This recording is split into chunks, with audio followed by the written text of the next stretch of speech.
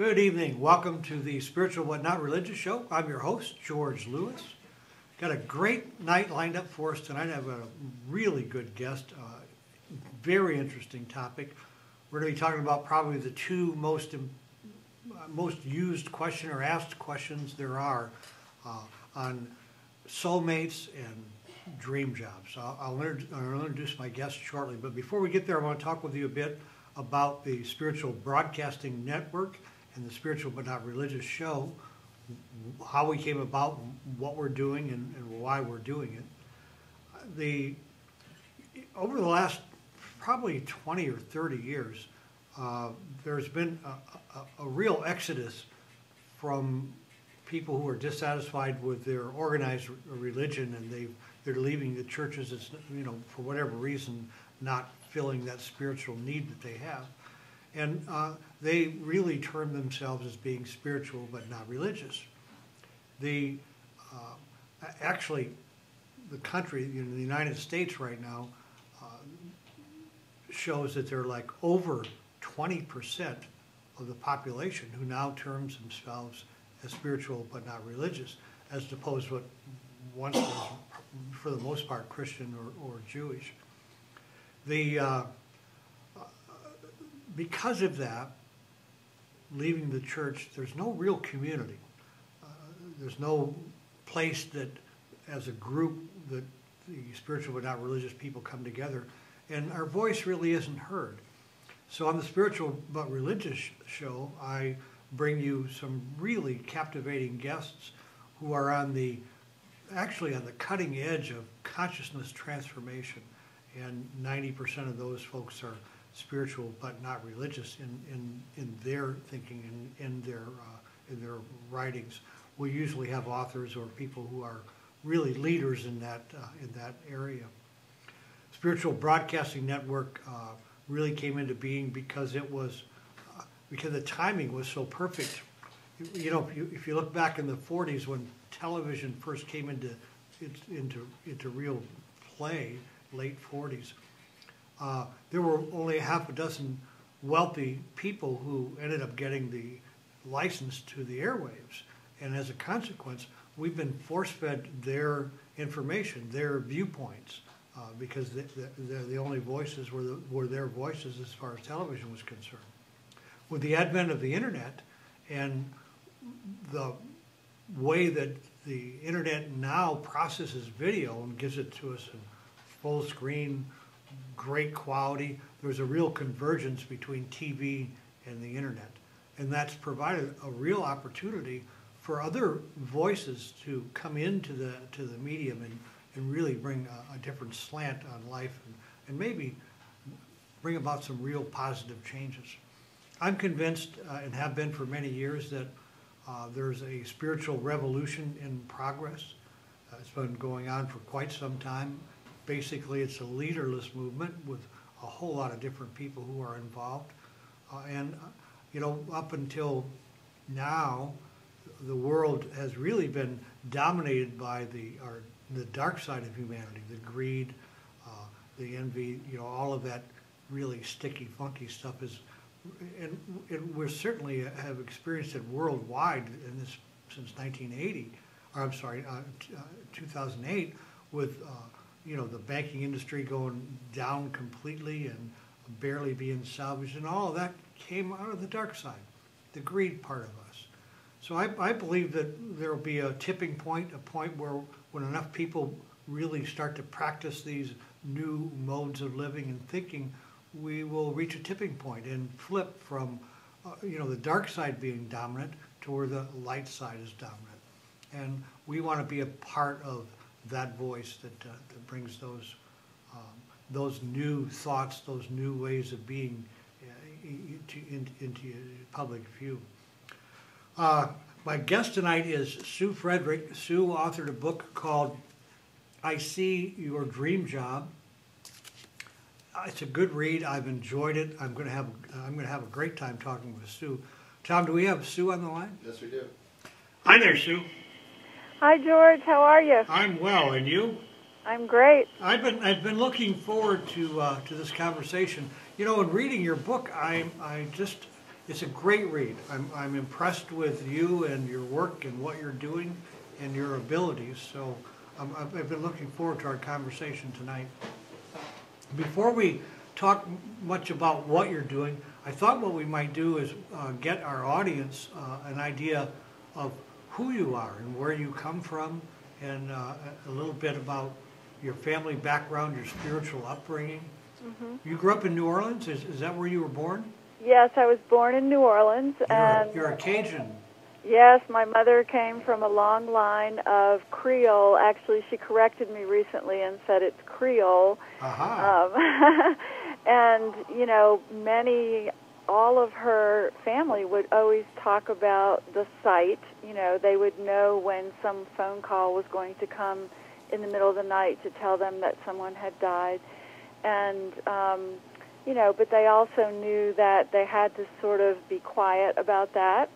And my father came from a New Orleans Irish family. Huh. And again, that's another line of very intuitive beings. But again, you know, both of them learned that you're quiet about those things in order to survive, because I grew up in the 50s when women were still being locked away for having emotional or what I call spiritual and intuitive experiences and not knowing what to do with them. So the message that I got early on was, it's okay if all your dreams come true. You come and tell us in the morning about, like I would show up in the breakfast table and say, I had a dream about a car accident, and I would describe the green truck that we almost hit and the padlock on the door and who was driving and what road we were on. And my family would argue with me and say, you don't dream in that much detail. And back then in the 50s, people didn't believe you even dreamed in color. So they would kind of tell me I was crazy, and then that exact thing would happen. But they taught me, you know, it's okay if all this happens to you, but don't tell anybody about it. So I was very ashamed of my intuitive gifts growing up. Oh, I totally understand. What was your family in a religious belief? Yeah, Catholic. And actually, you know, the Catholics are pretty good about that stuff. Like, they don't believe it's from Satan the way some other traditions do. Right.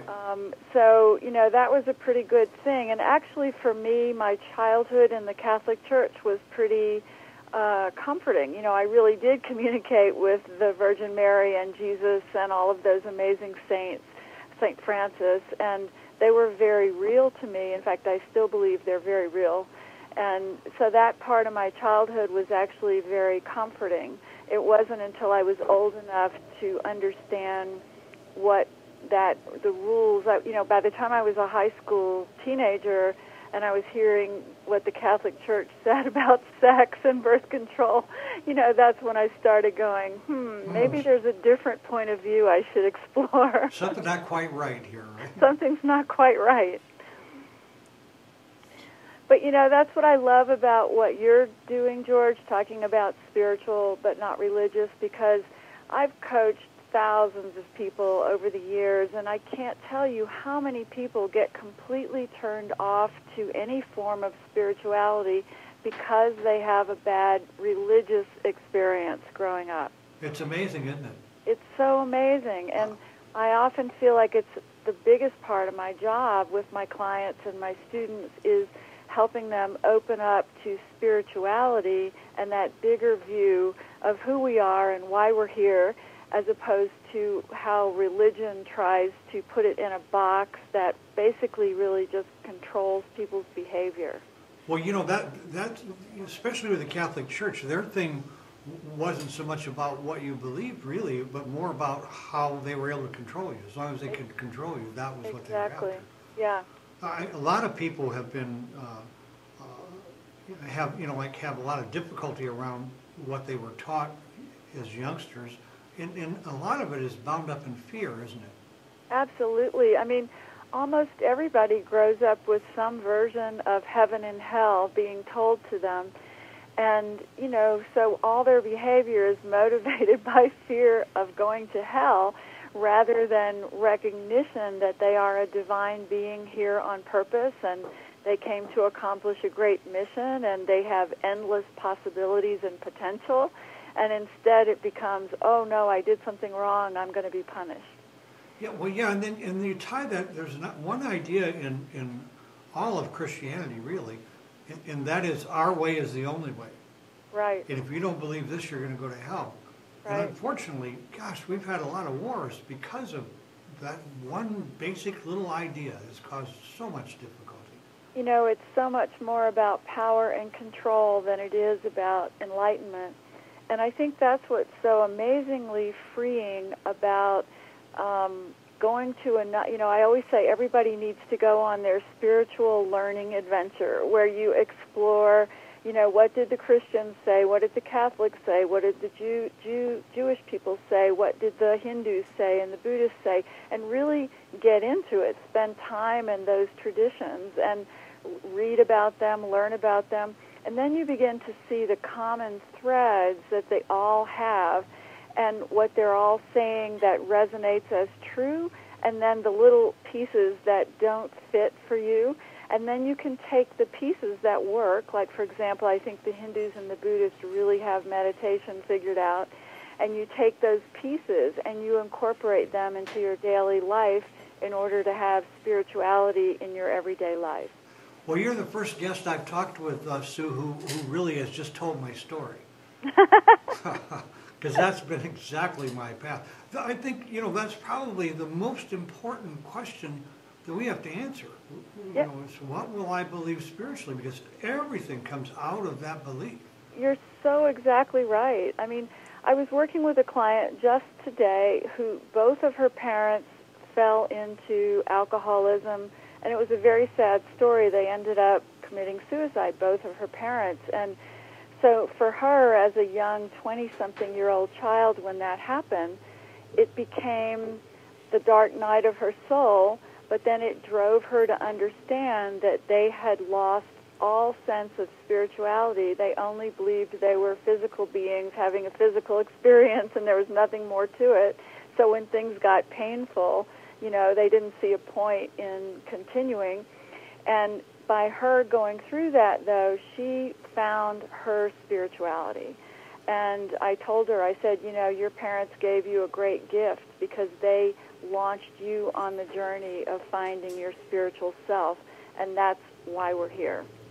Well, so often the things that we have things happen to us that we think are the very worst that could happen, and in reality, they did what you just said. They really set us in motion to what might end up being the best thing that could have happened for us. Definitely.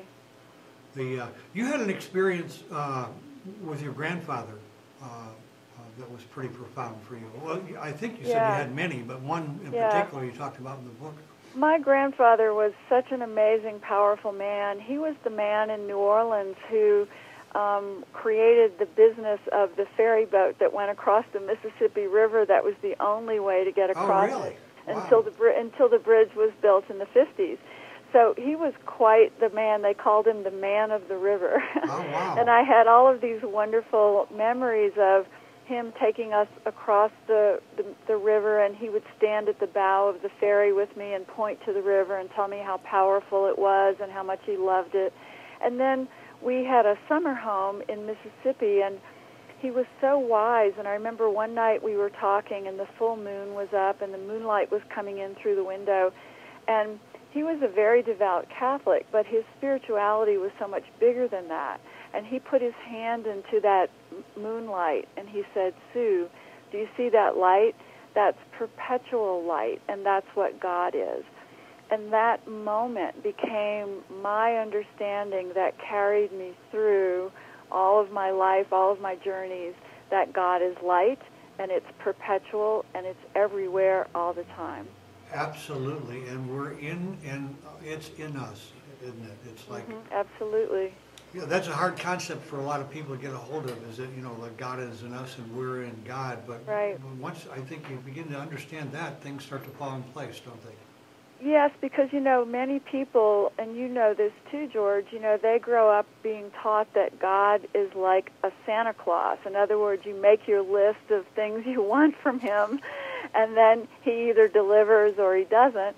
And if he doesn't, then you can get really mad at God and decide that you don't believe in God anymore because he didn't heal your mother or he didn't give you $1 million. And I just remember, being older and having a girlfriend seriously tell me that she had stopped believing in God because she had prayed for a new bike and didn't get it.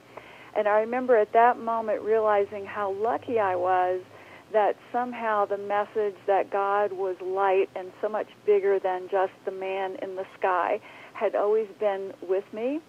And so I could look at life in a bigger way than thinking, oh, God has disappointed me or God has rewarded me, because that thinking cripples people.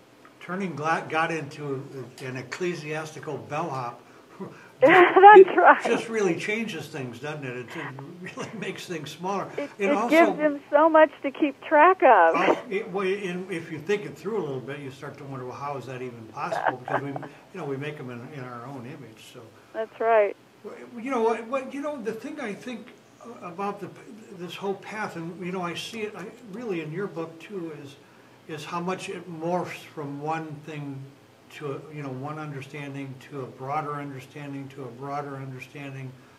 Some of what I heard I just couldn't digest for a while.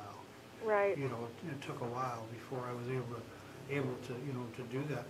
You had a place there on the water that Camille got, Hurricane Camille? Yeah, Long Beach, Mississippi. That's where our family came together every summer, and it was the happiest place on earth for me. I bet. And in 1969, Hurricane Camille washed it off the face of the earth. The only thing that was left were dish towels hanging in the tops of trees. Wow. And that summer, I set off for college, my first year of college, and pretty much never came home. I mean, of course, I came back to visit, but I always knew that on some cosmic level, the loss of Long Beach, which I grieved about for many, many years, was actually the only way I could have ever left the South to really experience what I needed to experience in order to end up here doing what I do now. And that if Long Beach had still been there, I may have never left. Well, I really hear and understand that. I wondered, you live in Boulder, Colorado now, right? I do. Well, that's a huge difference between New Orleans and Boulder. Yeah. With the water and Well, I have to tell you, I'm sitting here looking out my window at a lake, so of course I found a house by the water. Well, I can't be away from water. Water needs to be around somewhere. I came from Michigan, but I've been in Florida since 1974, so I've been here for a very long time. Well, I love where you live. I've been there on business, and it's such a beautiful place, very sacred. Well, very sacred. It's really kind of a hidden spiritual mecca. We have, healers here, and just every part of that new. I hate to use the term new thought community because it isn't a new thought at all, but it's an amazing place to live.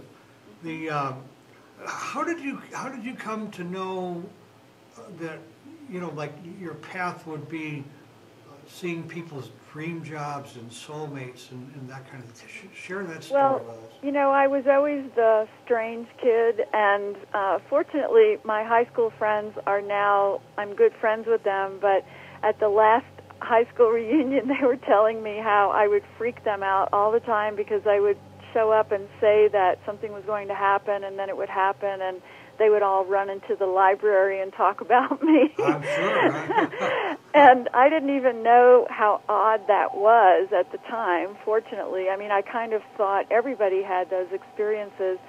But then as I got older, of course you go out in the world and you start trying to make a living and fit in and survive. And I realized that my sensitivity, my intuition, my ability to write, my ability to see people for who they would become rather than who they are, it really didn't equate to a paying job back then. Absolutely. So, so I went through my struggles of, okay, so here I am on planet Earth with all of these sort of right brain gifts, and it's the 70s, and how am I going to make a living?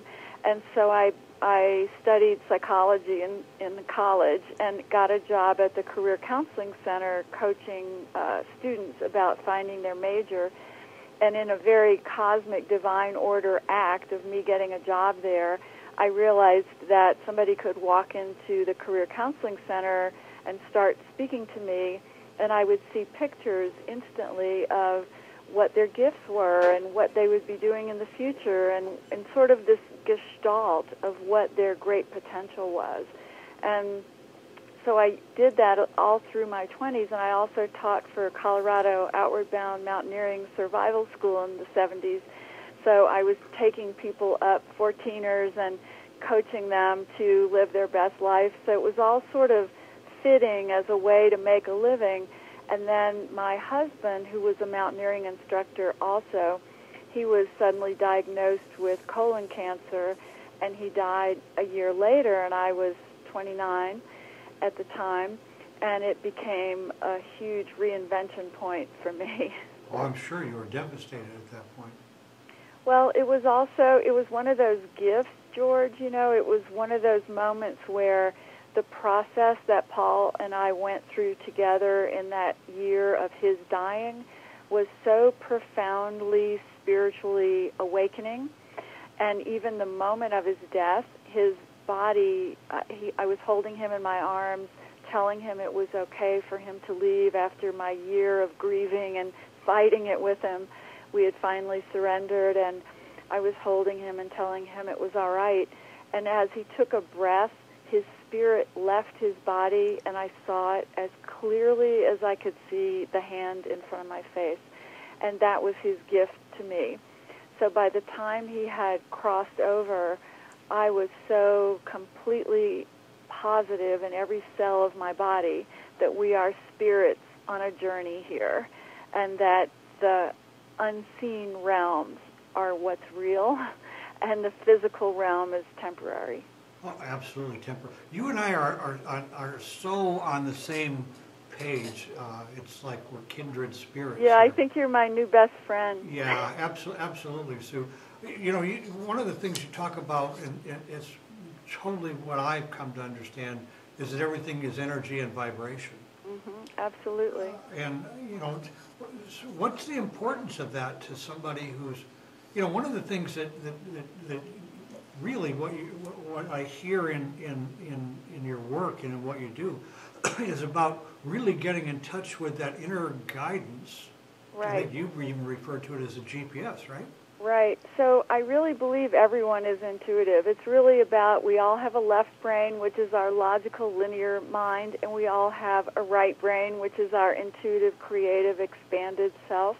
And in our culture, we're taught from the time we're very young to only really pay attention to the left brain. Right. You know, sit in class and learn to read and behave and follow the rules.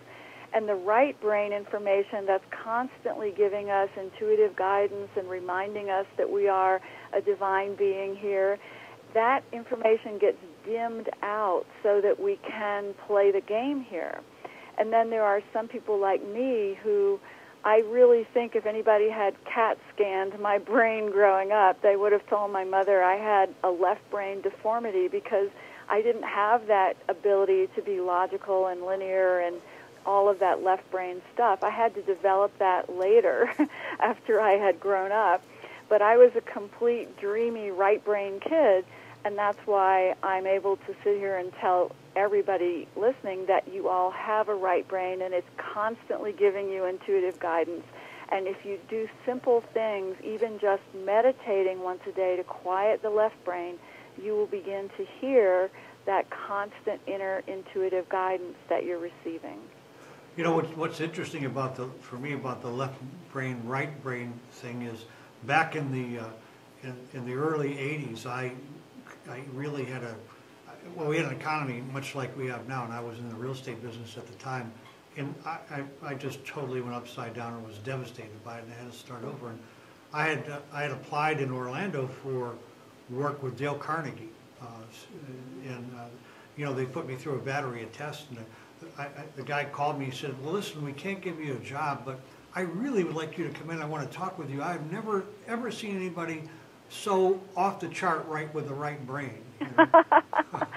I hope you thanked him for that wonderful compliment. Well, it turned out I did, but at the time it was like, oh, well, thanks a lot, no job, right? You know, but Oh, George, I so understand that struggle. yeah, it's an amazing thing, and I'm an empath and very intuitive myself, and learning Yep. this whole thing has been. Yep. You know, for those of us who are very aware of our right brains and very connected to them, we have a gift in that while we're here on the physical world, we realize this is temporary, but we have a challenge in that we've come here on purpose to survive and thrive and help others. So how do we line our work up with that mission? And that's what I love doing, is helping people see. You know, for you, for example, George, I happen to know your path. I've meditated on your energy, and I can tell you that you're the adventure traveler shaman, you know. You're here to travel the world teaching everybody their common thread of connection, which is exactly what you're doing with spiritual but not religious TV. But, you know, that's your mission. And so if I had talked to you 20 years ago, I would have said, quit trying to fit into the conventional box. Once you find your true work and you do it with all your passion, you become more successful than when you take careers just for the money. Boy, and I'll tell you what, I wish I had ran into you that many years ago, because I really tried to fit into that box, you know. Right. And I was too. successful, but, you know, at the same time, because it wasn't where I was supposed to go, I couldn't hold on to it. Right. And that's so many people's story. You know, and I was a journalist for 15 years, and even though I wrote alternative health stories and tried to kind of write my truth, it was really too small for me, too. And it became a point for me where I realized I can no longer write someone else's words and ideas. I really have to speak my truth and share my truth. And when people reach that moment of realizing they can no longer do what's expected or what other people are asking them to do, and that they have to follow their inner voice and their mission, suddenly their life realigns and their career becomes what they're here to do. Well, I'm absolutely sure that what you just said about me is true. I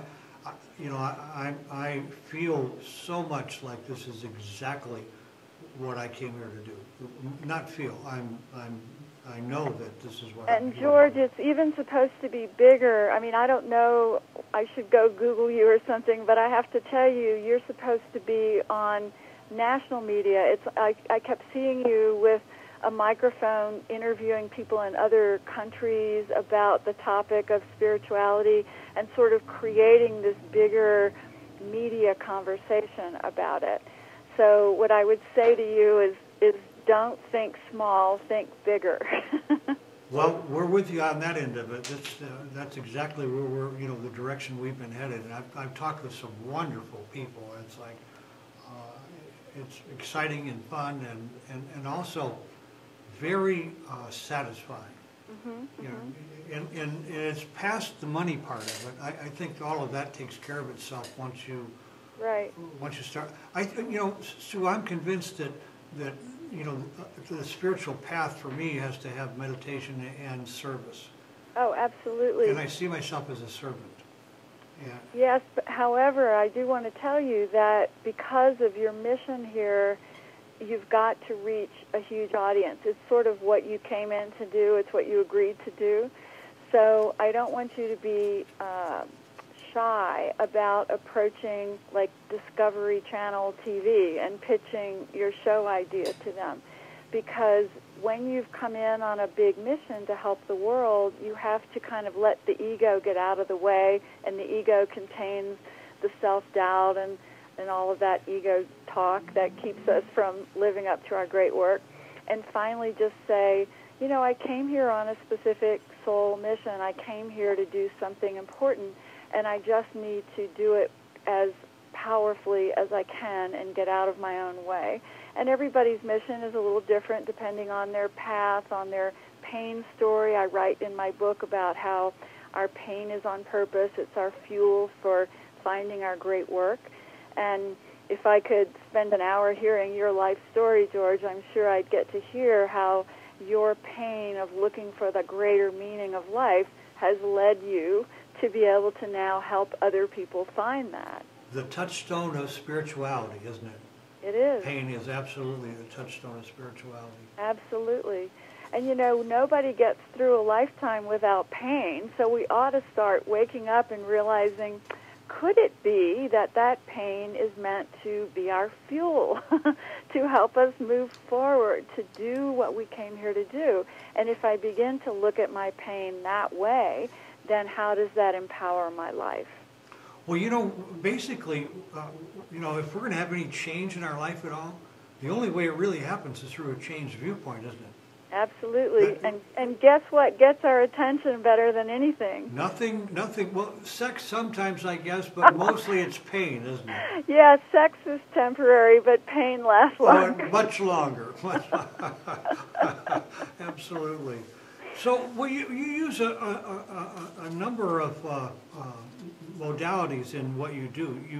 You have numerology and astrology? When my husband died in 1980, I was, even though I'd had this profoundly spiritual experience, there I was left with no money and needing to make a living and going, okay, well, now I'm back in the game. What am I supposed to do? Plus, I was kind of grief-stricken, and a friend gave me a gift of a reading from a numerologist. And this numerologist sat down with me, and within an hour conversation had showed me the purpose of what I had just been through and how it lined up to be my fuel for accomplishing my mission. And she didn't use those words at the time, but that's sort of the wisdom she was giving me, and changed my life. And, you know, I had been in counseling and therapy, and I had a degree in psychology, and none of that touched my soul the way her insights did. That simply came from my date of birth. So then I became obsessed with learning about it, and she tutored me for about 10 years. Really? And I was always doing the number charts of everyone I met and of all the celebrities, and yet I would never allow myself to even consider that that could be my career. You wouldn't even take money, if I understand. I wouldn't even take money. Friends would take me out to dinner, and they'd say, you know, read my chart. That was amazing. Hey, let me pay you for this. And I'd say, no, you know, it's not something I'm making my living from. It's a gift. And it took me a long time to understand that that gift is how we're supposed to make our living, that we're not supposed to be here all day struggling in the drudgery of a meaningless job and then maybe using our gift on weekends or evenings, that we're here to spend the main part of our time manifesting our true work. You know, the idea of that drudgery of a job, day in and day out, that's mundane. Back when I grew up in Flint, Michigan, which is you know, it's in Motor Town, you know. Right. And that was supposed to be my fate, was working in the factory. How did you escape? I worked there 6 weeks. I was dating a woman at the time. It was Friday night. I didn't want to be there, so I went and told them that I was going to leave for the night. And they said, "Well, if you do, you're fired." I said, "You can't fire me. I quit. See you." That's great. That was the end of General Motors. You know. Thank goodness. Thank goodness. I can't even. It was like going into prison for me. You know, for some people, that's what they're supposed to do, though. That's not. But George, you know, your path is the number 5, and yes. that energy is the energy of freedom and expansion and adventure and change and alternative viewpoints. It's never, ever to be confined. That reality got me in a lot of trouble for a long time. But you know, I think with age we begin to sort some of these things out, you know, and really get on our path where the number 5 is no longer the problem for me that it once was. And you know, I think that with age we get this wisdom that we're not here to please other people. We're not here to live up to other people's expectations, because when we cross over at the moment of our death, guess who we're answering to? Yeah. Our own higher self. And we're saying, wow, you came here on purpose with all of these gifts to do this amazing work. Did you get it done? And you look at your life and you see all the moments when you could have made a different choice, or when you were afraid and so you didn't move forward, or when you wallowed in your pain for too long, and you go, why didn't I try harder? Why didn't I manifest my true self in the world and use it to help others? And, you know, we don't want to have that pain when we're leaving. We want to be able to leave and say, you know what? I did it with all my passion, all my gift, all my truth, all my courage, and along the way I helped a lot of people. Coming to that place, Sue, probably has been the most freeing time for me, you know, to be able to get there. I spent a lot of my life being insecure and an approval addict. Oh, well, me too, and I've looked back at a lot of my journey in my 20s and 30s, and I can honestly say that trying to get a man to love me consumed most of my time. And that's embarrassing to look back and think about how many years of my life I wasted simply trying to be pretty, to be smart, to be good enough to be loved by a man. You know, again, growing up with the idea that if a man loved me, I would have the family and the home and the white picket fence and what could be better. And finally realizing, hey, that's not the journey that you came for this time. You came to be a spiritual guide, an intuitive, and once you actually do that work, finally you'll have this family that you've wanted, but the work comes first. And once I sort of got that in order, ironically, I ended up with the 2 kids and the beautiful soulmate husband, but it really wasn't until my late 40s and 50s that that family piece fell into place. Do you think that that early stage where we're struggling and doing, do you think that really is maybe part of the whole thing is necessary to really bring us to? Yeah, you know, every step is on purpose, and I do forget this when I look back at my own life, and I kind of beat myself up sometimes for wasting time. But you're right. Every time you really look at a person's journey, you realize everything you're learning, even in the moments that you might think were a mistake or a misstep, everything you're learning is exactly what you need when you start doing your real work, because then you're helping other people from this place of incredible wisdom. Absolutely. You know, I think what would be a good thing for our audience to actually see what you do in process, and then Okay. we'll kind of go into that. I have Julie Brooks here, who's doing a really great job as our engineer. She's working the board for us tonight. Mm-hmm. And Julie, maybe you can work your magic with Julie. So Julie, the way I do this is that I take a person's date of birth and I look at their birth path according to the Pythagoras theory of numbers, and everyone remembers that Pythagoras was the guy who created our number system, and yet nobody told us in grade school that he was a mystic and that he said every number has an energy or a feeling as well as a quantity. And Julie, I would take your date of birth and digit it down to a single number, and that would give me the energy of what you've come to accomplish in this lifetime. And those numbers are just the gateway then that I use to connect intuitively with you and your soul mission. Okay. And Julie, can you hear me? Yes, I can. Okay. So Julie, your path for this lifetime that you chose is the Libra 11 Master Soul path. And 11, 22, and 33 are these Master Soul journeys that we can choose to come in on if we're willing to go through the pain and the challenges that go along with them. Because if we do that, we're able to help the world in an enormous way because we bring in great gifts. You brought in on the 11 Master Soul path this incredible sensitivity, intuition, and ability to channel in divine inspiration. Mm-hmm. So, you know, I would imagine that growing up as a kid, you were very sensitive, got your feelings hurt, very intuitive, and, you know, nobody was probably in your life saying, that intuition and sensitivity is a good thing. Right, that's very correct. and so that probably made you doubt even your artistic gifts, but you have a lot of artistic gifts, including writing. I'm hoping that Yes. you might. Do you still write a Yes. little bit? Good. You have big writing in the future if you're ready to accept that. And also, I was getting that you have a gift for film, and I don't know if you ever wanted to be in theater or if you wanted to create film, but manifesting inspired ideas through the written word and through media, and using your intuition and owning it and not hiding it.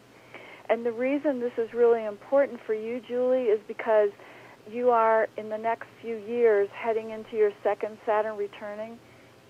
And what that means is that if you are still doing engineering and just little things that you can do but aren't necessarily your great work, the second Saturn returning comes along and gives you the great cosmic 2x4 nudge.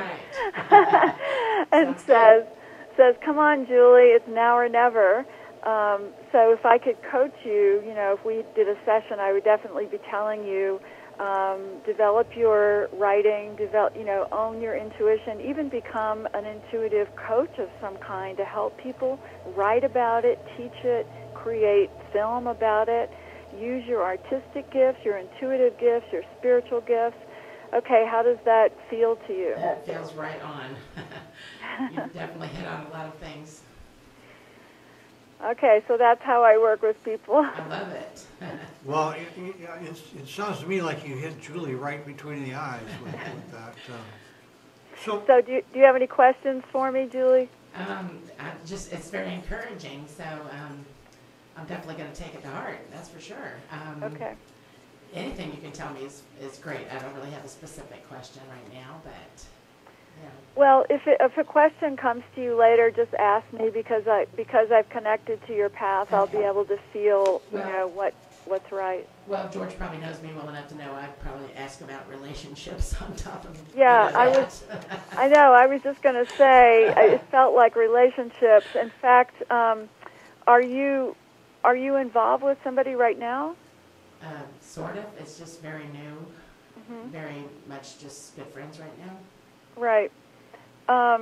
It's, I don't want to be personal here, but is it somebody you work with? No. Okay.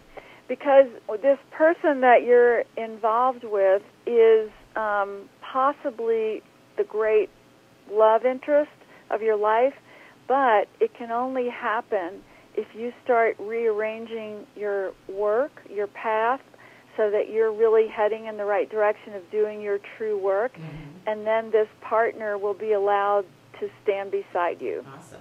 I think I've already started, so I'm on the right path. That's good. Okay, good. I'll keep up the work. All right. Thank you. Well, I can't, those kind of words I'm sure are going to be pretty encouraging for, Julie's been going through some difficult times at this point, with finding meaningful work. And, right.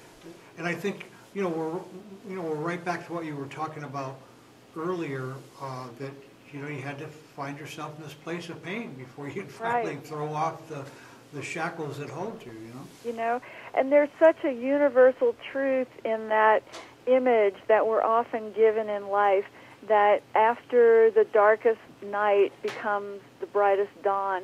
And, that cycle, you see it repeated in nature every night, that just when the night is at its coldest and darkest peak, finally a glimmer of sunlight begins to come. And I've really learned that, if we choose to come into the physical world, we are choosing to go through these cycles. We are choosing to have moments of great joy and moments of great pain, and that we do it intentionally to help us evolve, to help us grow in ways that we can't evolve in the higher realms. And so I think the law of attraction, when they talk about how we're energy beings, I agree, and that how we attract everything with our energy, I agree with that. But I do think that they're missing a little bit of the story about how the cycles are part of life.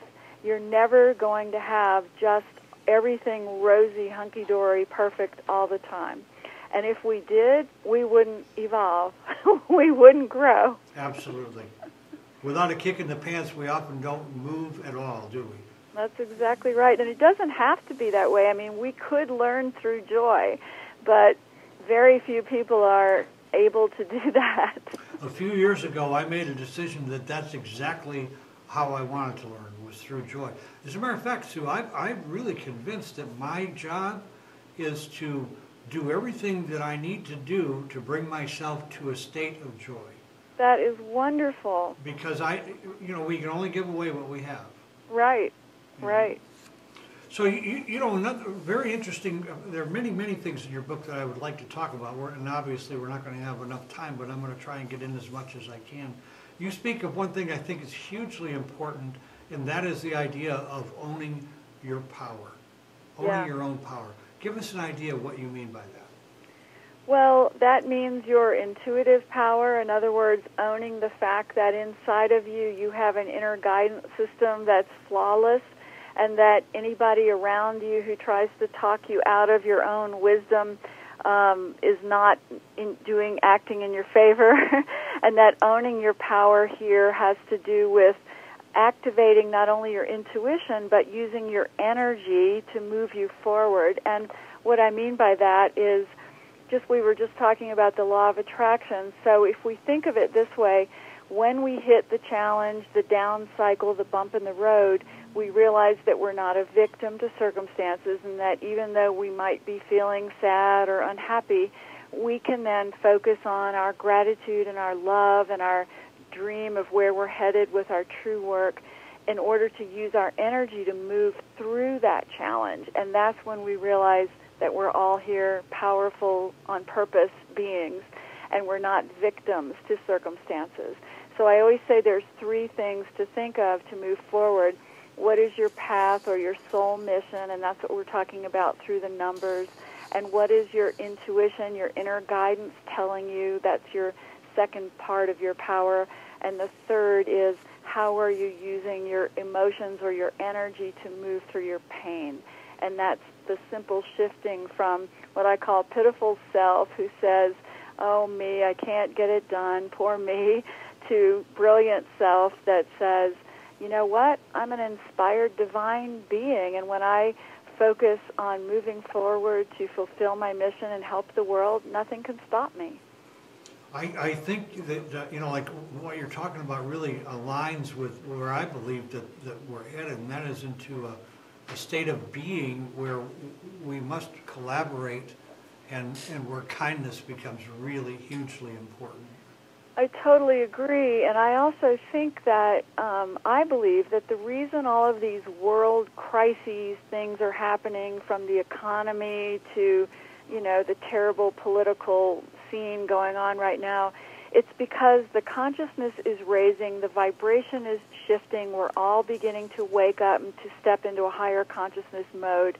And so we are going to have to make a choice, and that choice is what, when people talk about the Mayan 2012, to me what that means is we're having to take a stand now between, do we believe we are a higher consciousness being with divine energy here to help the world, or do we believe this is just a physical world of competition and greed and, getting as much for myself as I can?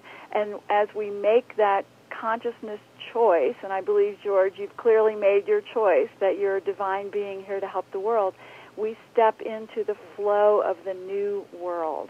And that all these changes that will happen and that are happening, even the economy melting down, how wonderful that big corporations that have really misused their employees and been greedy are beginning to crumble, so that we can begin to reinvent and get back to a world where people work to their gift, even if it's their own small business. They are using their innate talent to do it their way. So what I'm hearing you say is that beginnings must have endings. Yes. Yeah, absolutely. Well, I think it goes even deeper in what we see as far as the troubled areas of our life. I'm convinced that drugs and alcohol which weren't here to the degree they are now back in the last 2 centuries, really, are here to drive us to that point of pain you were talking about earlier, that point where we must make a change if we're going to survive. And you know what I also think the drugs and alcohol are about? I think it's people being here in the physical world and feeling like there must be something more, and how do I find it? And because they're not maybe completely spiritually connected or meditating every day or using their intuition, and they're just stuck in the physical world, drugs and alcohol become their way of trying to experience something beyond this mundane physical world. It's really a spiritual crisis. That's what, to me, what drugs and alcohol are about. Well, you know, I think you're absolutely right, and I believe that the programs that are successful with rehabilitating people who have fallen there are spiritually based. I agree. Yeah, and they, you know, there's this hitting of a bottom, and a whole transformation begins to happen, and they begin to do the things they need to do in order to change their lives and moves forward. Yep. It's a definite spiritual crisis. I mean, especially when, you know, so many people in the public eye are having these terrible tragedies. It's being brought to the surface of our consciousness so that we can begin to heal it. Absolutely. Without it being, you know, something we're aware of, we're not going to see it as a problem. We're not going to do anything. We must see it as a problem. Yep. One of the things you talk about, and I think maybe this kind of fits in this also, is you talk about master souls and forgetting. Oh. Well, you know, we all get here and forget who we are, and especially the people who've picked a master soul path. I picked the path of the 22, and Julie picked the path of the 11. And we come in really knowing that we've got a divine mission that we signed up for. And I always tell people these paths are not a hierarchy. In other words, more evolved souls don't pick the higher numbers. It's not like that. We pick a path that we particularly need to learn from the energy of that path. And I think that I was really brave and said, I'll come in on the 22. I know it's going to be really challenging, but I know that if I succeed, that I'll really be able to help a lot of people, and I signed up to do it. And then we get here into this physical world, and everything we're told negates what we know inside of ourselves. And so we're told that we have to behave like everybody else, that we've got to get a job, a job, like everybody else, and that it's great that we might have some artistic or creative or intuitive gifts, but how are you going to make a living from that, right? Absolutely. And then we begin the process of forgetting until our pain becomes so great that we wake up again. You know, when you talk about the forgetting part of it and the 1122 paths and the hierarchy part of this whole thing, and your idea of the soulmate and the perfect job and all of this, how big a part does timing really play in this? Well, I think everything's in divine order, you know, and that's kind of hard for us to get our minds around. Yes. Because we want to think that things are terrible or things aren't making sense, and yet we don't have a big enough vision to understand how divine order is working. And, you know, so I think that timing is always perfect, no matter how it looks. And no matter, you know, the quantum physicists say that time and space are all happening at once, that they're not linear. And we get so hung up in our left brain linear thinking, and we want to believe that point A leads to point B to point C. And when you study quantum physics and you hear their mind-boggling understanding of how the universe works and that, you know, time is all happening at once, we begin to see this sort of bigger picture here that we can shift our consciousness in a heartbeat. We can change our energy in a thought.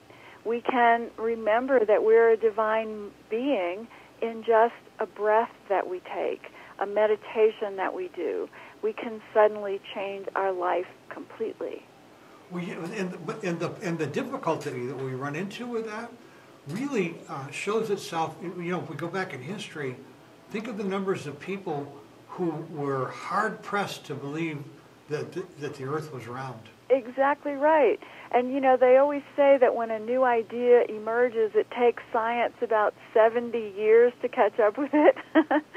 And so, you know, as we're talking about that we are all conscious beings and that we're all intuitive and that this is a universe of divine order, and, you know, science is still trying to figure out if there's, you know, anything beyond the physical world. It seems like only the quantum physicists really are able to go there and understand it.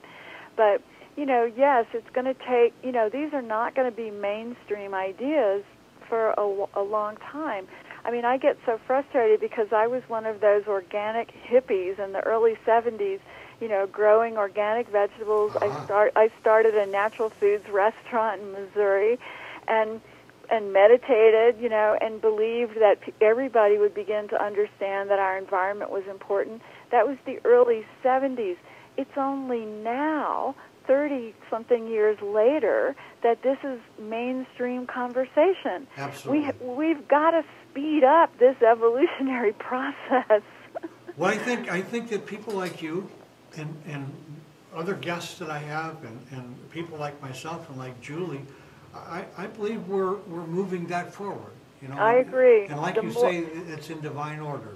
And you need to get your TV show on some big cable channels. That's the direction we're heading. I may need to speed up that whole idea as I talk with you. The world is depending on you, George. You know, quite a few years ago, I made a decision that my false pride and ego was out to kill me, and that it really didn't have my best interest at mind. And so, you know, I've really kind of set that on the back burner. I can't tell you how, you know, like I made a decision that I no longer choose to support my false pride and ego. I choose instead to support my spirit self. Change my whole world. Yeah, I mean, I tell my clients all the time that it's not about if you're good enough or too good or gifted or not gifted. That's all irrelevant. The only thing that matters is that you get out of your own way and channel in the beautiful work that you came here to share with the world. And, you know, I tell people when I write my books, I sit down, I pray, I meditate, and I say, please, divine guides, give me the words to put on the page that will help the most people. And I say that before I go out to speak to an audience, and it could be thousands of people, and I just don't even worry because it's not me who's going out there. It's not Sue Frederick.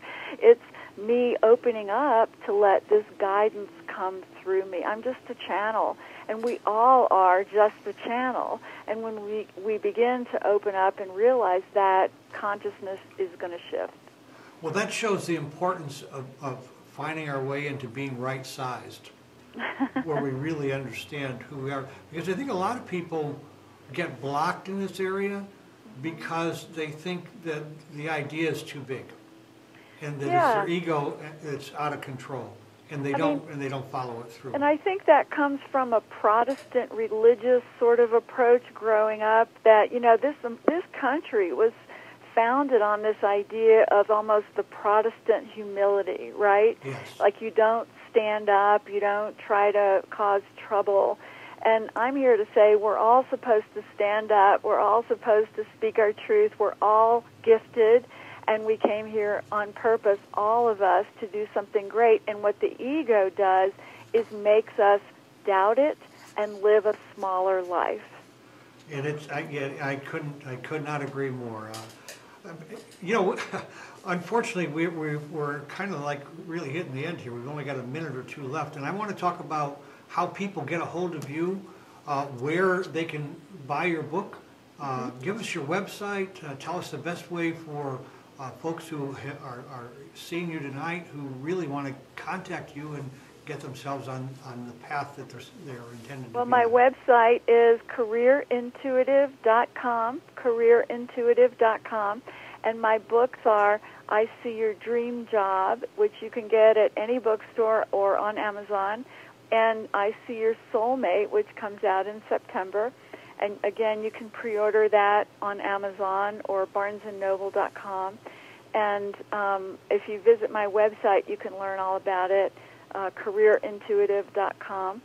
I'm also on Facebook. You can just look for Sue Frederick, Career Intuitive on Facebook. And I'd love to connect with as many people as possible. Well, I'll tell you what, Sue, it's just been a real pleasure for me to spend some time with you. If you get back here to sunny Sarasota, on the West Coast of Florida, do look me up. We'll have coffee and chat, and I would like that very much. So I would love that. You're a beautiful, divine soul, and you're doing such beautiful work in the world. Thank you, George. Thank you, and I'll look forward to talking with you again. All right. Bye-bye. Bye-bye. Have a good night now. Well, Julie, she was a great guest, and a little. Sorry. Nothing to be sorry about. You've done a great job for the first time that you've done this. Wonderful job. I appreciate it. Well, we're totally out of time. My goodness, it went fast tonight. But we'll be back here next week with another great guest, same time, same place. And in the meantime, don't forget to accentuate the positive and have a fantastic week.